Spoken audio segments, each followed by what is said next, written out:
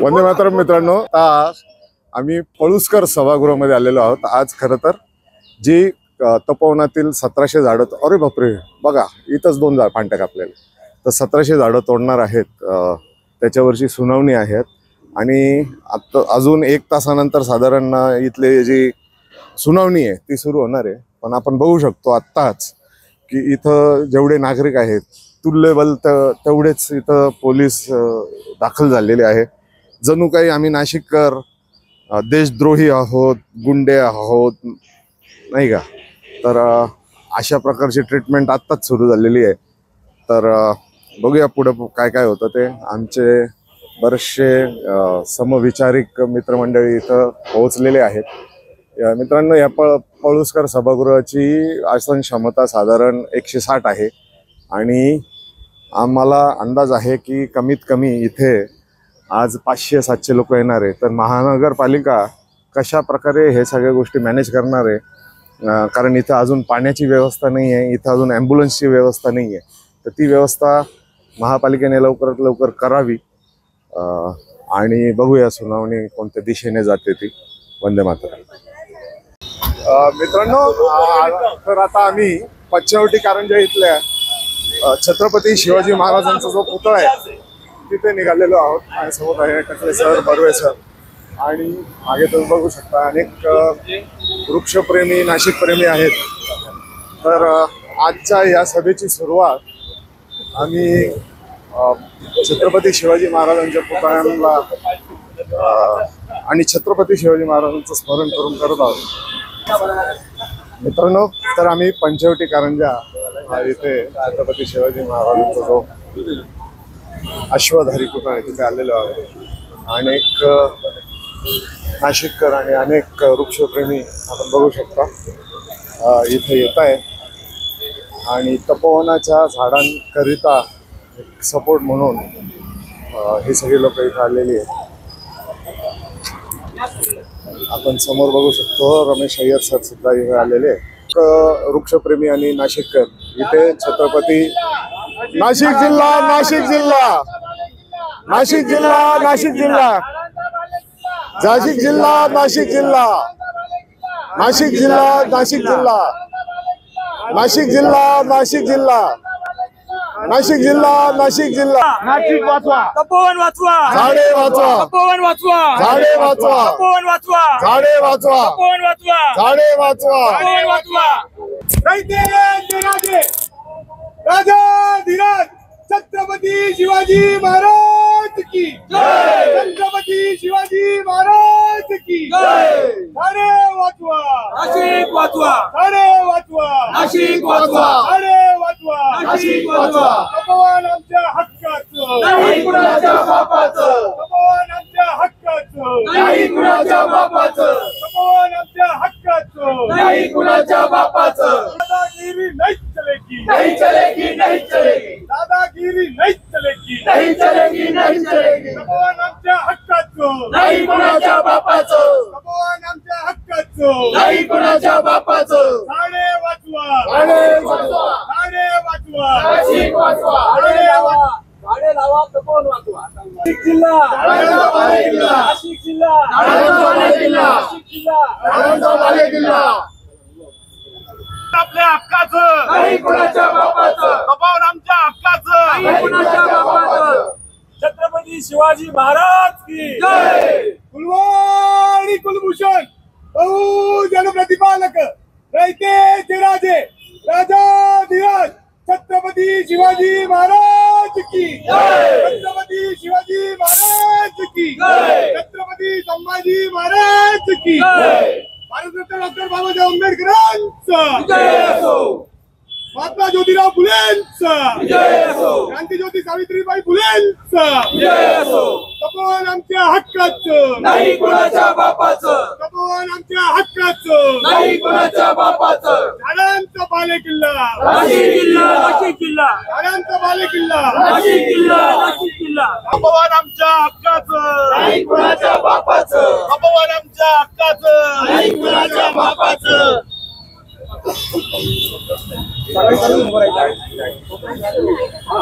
तपोवन आपल्या हक्काचं, नाही कुणाच्या बापाचं,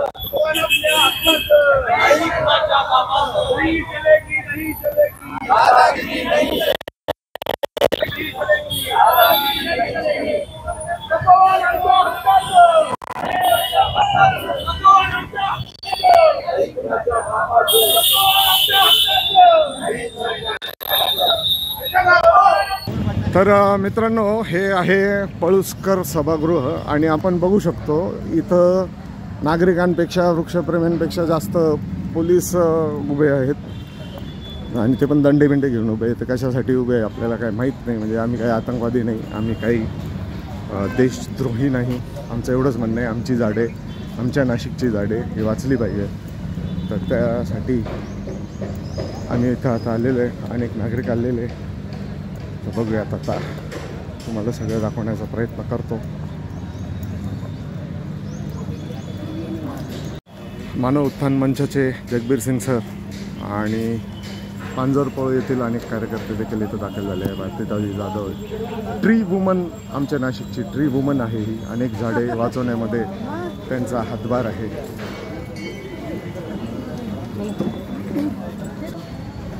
आपण बघू शकता अनेक नागरिक आलेले. खरं तर जर हे वर्किंग डे नसता, शनिवार, तर मित्रांनो हे आहे पळुसकर सभागृह आणि अनेक लोक इथं आलेले आहेत.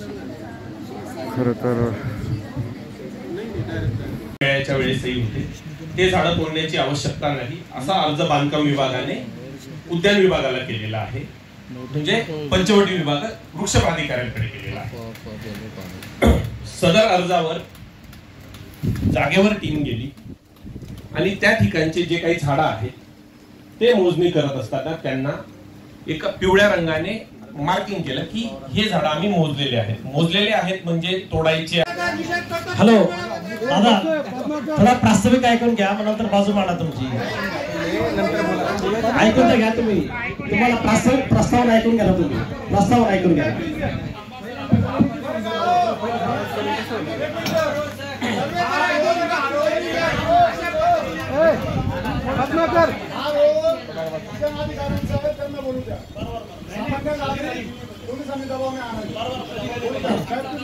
आम्ही कोणावरच दबाव आणत नाहीये, कोणाच्या म्हणण्याला विरोध करत नाहीये. तुमच्या सरकारी म्हणजे वृक्ष प्राधिकारी आहे, प्राधिकारी नाही, सक्षम अधिकारी आहे का? असा अधिकारी आहे का? सायन्सिंग अथॉरिटी आहे काय? ते एक मिनिट विषय आता मला कंप्लीट करू द्या. 1-2 मिनिटं. इथे सक्षम अधिकारी आहे का? सर मला कंप्लीट करू द्या. काही कंप्लेंट नाही. इथे आमची सुनावणी घ्यायला आणि ऐकायला इथे सक्षम अधिकारी कोण आहे? कोण आहे ते?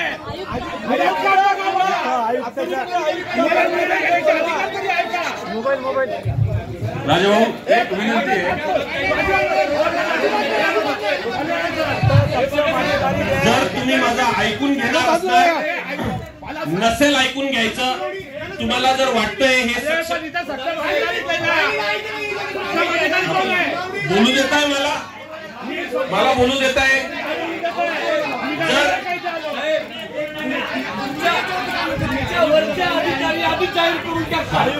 आता मला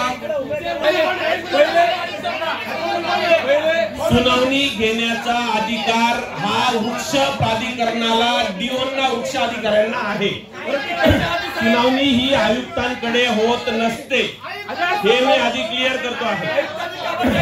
ज्यांना या बाबतीत शंका आहे त्यांनी त्यांचं मत लेखी मांडावं, आम्ही ऐकून.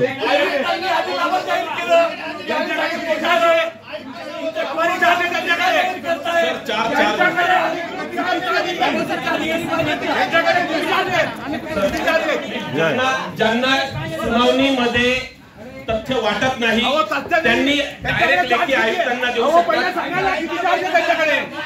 तो प्रशासनाचा काम करण्याचा. एक मिनिट, प्रभारी जरी असले तरी ते अधिकारी आहेत.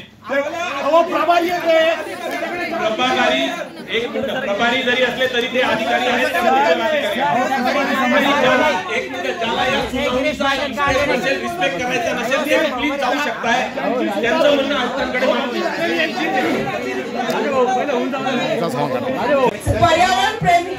पर्यावरण प्रेमी म्हणून आपण इथे एकत्र आलो आहोत. सुनावणी ऐकणं गरजेचं आहे.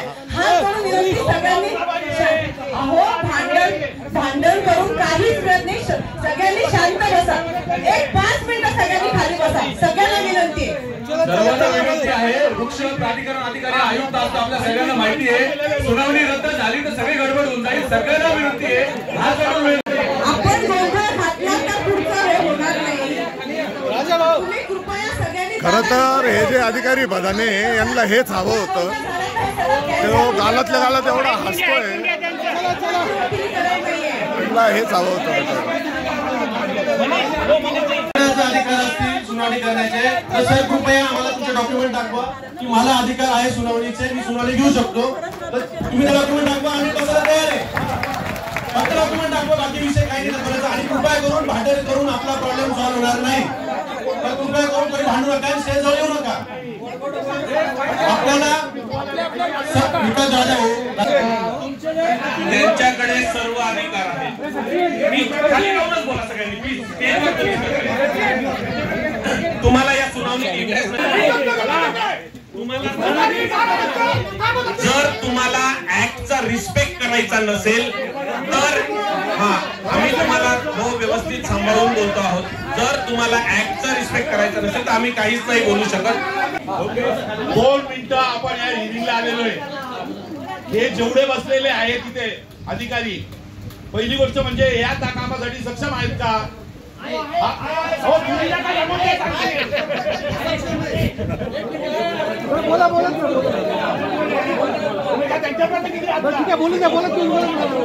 त्यांना बोलू द्या ना.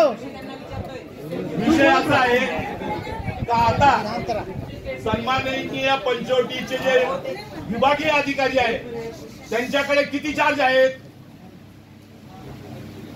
ह्या आहेत ते प्रभारी आहेत, ते प्रभारी आहेत. आपल्याकडे कोणता चार्ज आहे? मी उद्यान विभागाचा तुमच्याकडे तुम्ही मानधनावर आहे ना? कशावर आहे?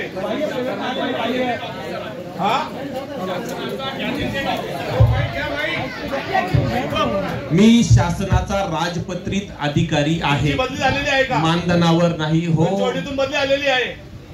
माझ्या पोस्टिंग बद्दल मी आधीच सर्व सांगितलेलं आहे. नाही, पण पंचवटी विभागातून बदली झालेली आहे. अहो, मी गार्डन डिपार्टमेंटचा HOD आहे. HOD पंचवटीचा विषय नाही. काय मुद्दा आहे? मी सांगितलं माझी ओळख, उद्यान अधीक्षक, नाशिक महानगरपालिका. आता हे जे माझे आहे पंचवटी विभाग प्रमुख, यांच्याकडे किती चार्ज आहेत? तो ह्या सुनावणीचा मुद्दा नाही.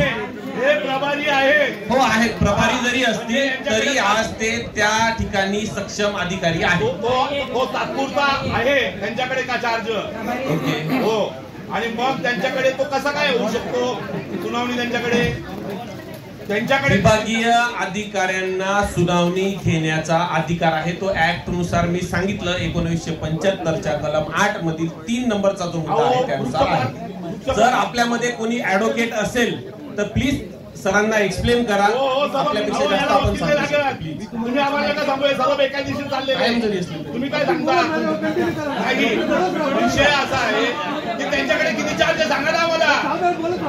त्यांच्याकडे किती चार्ज आहेत? जास्तही सबूत आहे याचे आहेत ते. त्यांच्याकडे पूर्ण चार्ज आहे का? त्यांच्याकडे पूर्ण वेळ पंचवटी विभागाचा चार्ज आहे. ते विभागीय अधिकारी पंचवटी तथा वृक्ष अधिकारी पंचवटी नाही.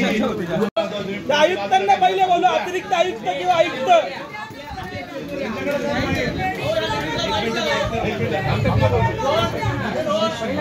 बघा, इथे अर्जदार पण आहेत, ज्यांनी पेपर नोटीस दिली ते अधिकारी पण आहेत.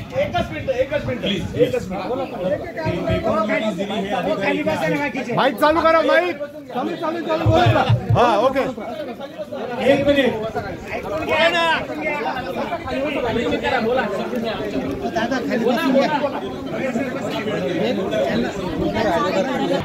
पहिली गोष्ट, तर तुम्ही ही जी जनसुनवाई अपेक्षित जनतेने बोलणं आहे, तर हे सगळे पर्यावरण प्रेमी गुंड मवाली वाटतात का तुम्हाला? पोलीस कशासाठी इथं आले? सगळं ऐकून घेतो. प्रस्ताविकच मला पूर्ण करू दिलं नाही. प्रस्ताविक पूर्ण करू द्या ना. पहिली मी तुम्हाला काय म्हणतोय, इथं एवढ्या मोठ्या प्रमाणावर पोलीस का हे काय पर्यावरण प्रेमी मावली आहेत का, गुंड आहेत का? नाही, हे कशासाठी चाललंय? असा जरी प्रसंग झाला होता गंगापूर रोडला वादग्रस्त, त्यावेळेस पब्लिकमध्ये भांडण झाली होती, म्हणून खबरदारी म्हणून पोलीस बंद ठेवले. इथे आम्ही आलेलो आहोत, एकही झाड तोडायचं नाही यासाठी, त्यामुळे आमच्यात भांडणं होणार नाही. सेम तसंच घडलं होतं, म्हणून त्याची खबरदारी तुमच्याच माणसांनी आमच्या कार्यकर्त्याला मारलं होतं.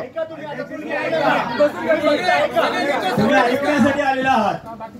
हिअरिंग हे पब्लिक बोलेल, एकेकाला माईक द्या, प्रत्येकाला आता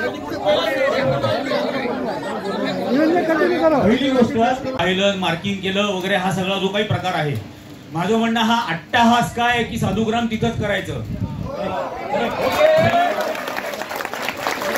संपूर्ण या 10 वर्षामध्ये तिथं झाडं लावायला परवानग्या कोणी दिल्या? तुम्हीच दिल्या. आणि आता तुम्हीच सांगणार की ते पाडायचं. कोणाच्या पैशाने? आमच्या नागरिकांच्या. हा जर गिरीश महाजन जर सांगतो की या 1800च्या बदल्यात आम्ही 18,000 लावू, तर 18,000 जिथं लावायला तुमच्याकडे जागा आहे ना, तिथं साधुग्राम उभा राहा. इथं एकही झाड तोडायचं नाही. तुमच्याकडे 18,000 झाडं लावायला जर दुसरी जागा आहे तर त्या ठिकाणी साधुग्राम उभा राहा. इथलं एकही झाड तोडायचं नाही.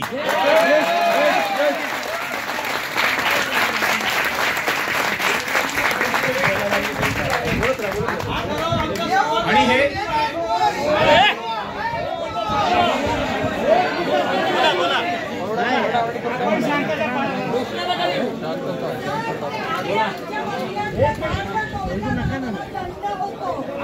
तुम्हाला दंड कोणी द्यायचा?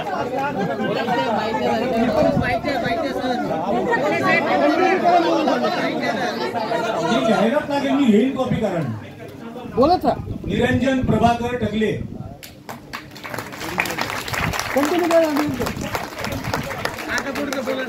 हा तुमची 80% महापालिका ओळखते मला. सर जे पण तुम्ही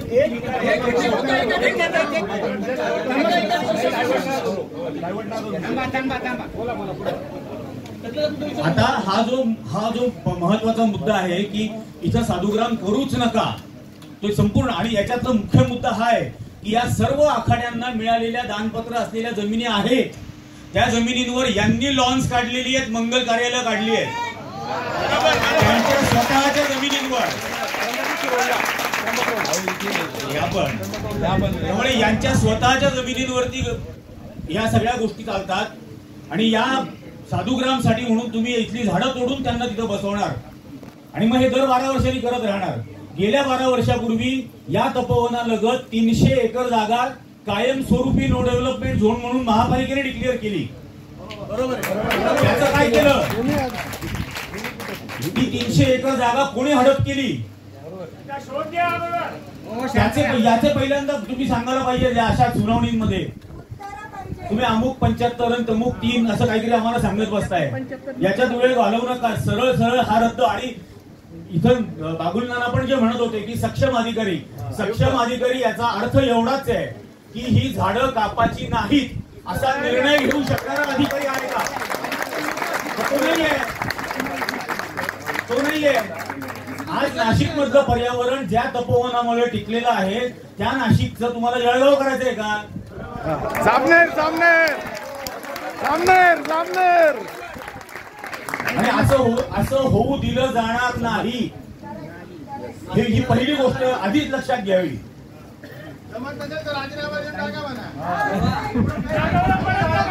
ही संपूर्ण जबाबदारी या कुंभमेळ्यासाठी ज्या गोष्टी व्हायला पाहिजे होत्या त्यातल्या काहीही झालेल्या नाहीत. म्हणजे गेल्या वेळेला चेंगराचेंगरीत 36-37 जण मेले, त्यावर रस्ता आजही रुंद केलेला नाही 24 वर्षानंतर. यासाठी तुम्ही काय करणार आहात त्याबद्दल महापालिकेने पुढाकार घ्यायला हवा. झाडं कुठली तोडला जात आहे?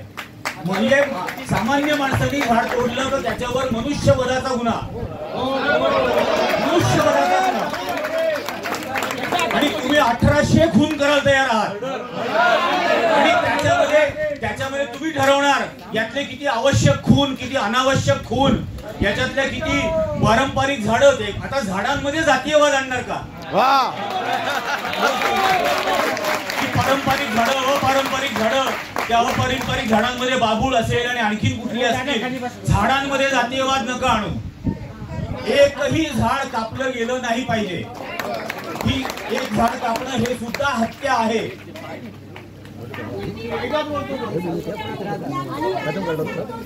त्यामुळे बिलकुल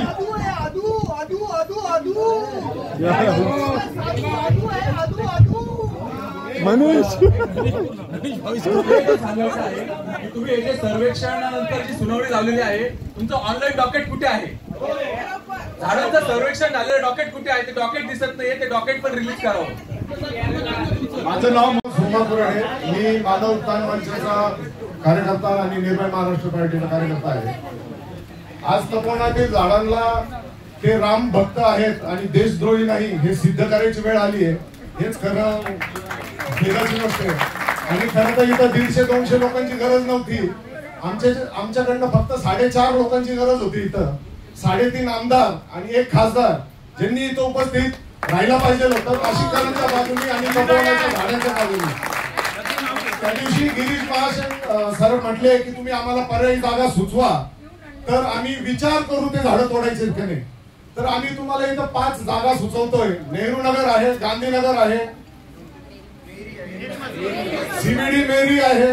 नंतर तुम्ही जो IT पार्क बनवलेला आहे ना स्वप्नातला आडगावचा, IT पार्कची जागा आहे. ओझर टाउनशिप मधले सगळे क्वार्टर्स आहे, ती जागा आहे. तुमची यथाशक्ती असली, इच्छाशक्ती असली तर खूप काही करता येईल. आणि आमची इच्छा आहे की तुम्ही जो कुंभमेळा करू इच्छित आहे त्याच्या 10 पट मोठा कुंभमेळा नाशिकमध्ये झाला पाहिजे. त्याच्यासाठी आम्ही तुम्हाला 10 पट मोठी जागा द्यायला तयार आहोत. फक्त तुमची इच्छाशक्तीची गरज आहे. आपल्या केंद्र सरकारकडे एवढ्या जागा आहे, कन्स्ट्रक्शन जागा, ती जागा म्हणजे नेहरू नगर मधली जी प्रेस क्वार्टर आहे त्या सगळ्या खाली आहे. तिथे करा ना. कुंभमेळ्याच्या माध्यमातून पैसे खायचे या प्रशासनाला.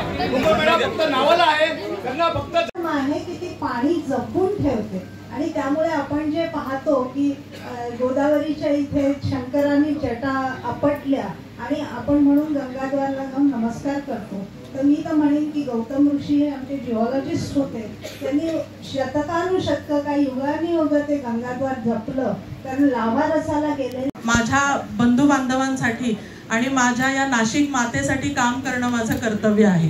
त्याकरता मी काही रिटन ऑब्जेक्शन्स आणलेले आहेत आणि मी रेप्रेझेंटेशन अजून 2 संस्थांचं पण करते आहे. नाशिक नागरिक कृती समिती व हिरवांकूर फाउंडेशन नाशिक.